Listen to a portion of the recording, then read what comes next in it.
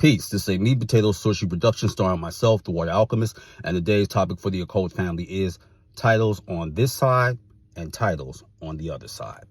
Now, this is a video dealing with the importance of names. And names are very important, contrary to what people may tell you. They are very important. And a lot of parents think that they name their children. This is not always the case, because myself being an occultist, a sorcerer, as well as a researcher, I remember I was just talking to a regular young couple, and they were going through a bevy of names for their daughter. So what had happened was, whatever name that was said and the baby started kicking, that's the name that the child chose. So they said this one name, and I'm not going to reveal it, but it was in relation to a cure or an antidote. And the child started kicking in the womb of her mother. This is important because if you ever want to know about certain titles, and you do have them, your first title is your name. So you need to find out the origin and the meaning of your name, because that's going to play a role once you start dealing not only with life, but if you come into the occult. So that's very important for you to do.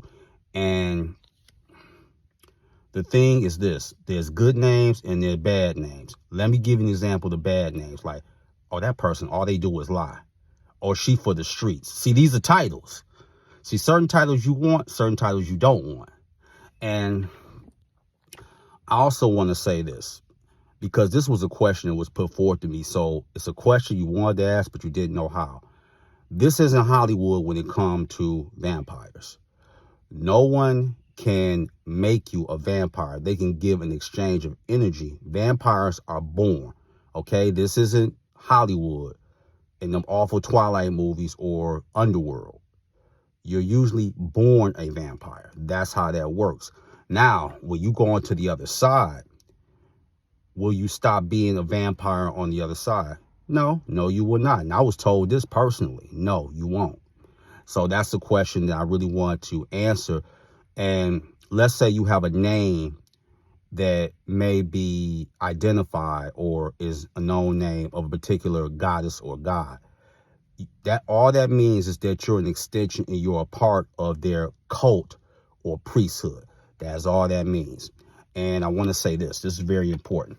And this is why I do this. When I give a magical name, that magical name is consecrated and it's going to lead you to greater depths and understanding of yourself and potentially finding out your Akashic name. So that's why I do the magical names. Just like, let's say you go into the cultural community. They're going to give you a new name. Now, how it works, let's say, for example, in Ghana, they're going to name you according to the day of the week you were born. That's how that goes. Like, Kwame is born, that's a male name for a youth that's born on a Saturday.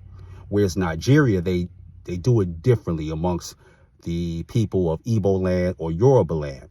They'll give you a name of a talent that you have or a ability that you should strive for. That's how it works with those two. So all high cultures are not monolithic. All of them are not really the same.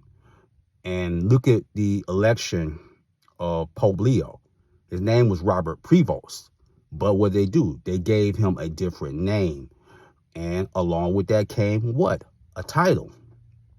Now, getting your Akashic name, you may get it in a way that's suited for you.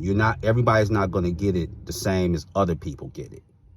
Some people, you can just go on the internet and it'll guide you right to your actual name. Or you may see something like anime and that may take you to it. But you gotta really make sure you do your divination and work with your higher self. You can never go wrong with your higher self, because it's going to lead you to what your higher name is. Because you got to remember something. When I just earlier was mentioning about the youth that was kicking and she wanted that name. Why? Because that ability, she hasn't been stripped of totally her memories. When you get stripped, as soon as you leave that mother's womb and you're on the earth plane, that's when you get mind wiped. That's how that works. And don't worry about the archons and the demiurge, because how they work is this. Once you start practicing the occult and you really try to really become dominant at your craft, what they do is, okay, we get it. It don't work on you, but it can work on your boyfriend, though, or your girlfriend, or your children. So that's the route that they're going to go. They don't have no power over you no more, because even with the spirits and the gods you're working with, they can see that coming from a mile away. So titles are important here and then over there. Now, this is another question I want to answer. When you're doing invocation or evocation, do they call you by your government name? No. Once you take a magical name, they're going to address you by that magical name. And then if you find out, now I've done this personally. I said, do they recognize me by this earth name? They said, no. They said, they know your real name, and that's what your ancestors, gods, and goddesses call you by. So don't let anybody trip you up and be like, well, there's no power in the name. Only an idiot or a trog would say that. But guess what? They're pretty much one and the same. So that's something for you to think about. So with that, that is your meat and potato sorcery for the day. I am the Water Alchemist. Be water, my friends. Peace.